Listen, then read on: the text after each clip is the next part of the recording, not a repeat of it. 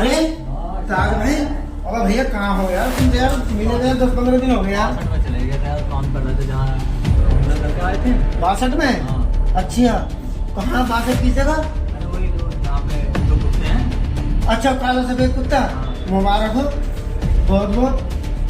मिठाई खिलाओगे ना फिर? बात क्या? इस बात की अपने रिश्तेदारों से मिली है।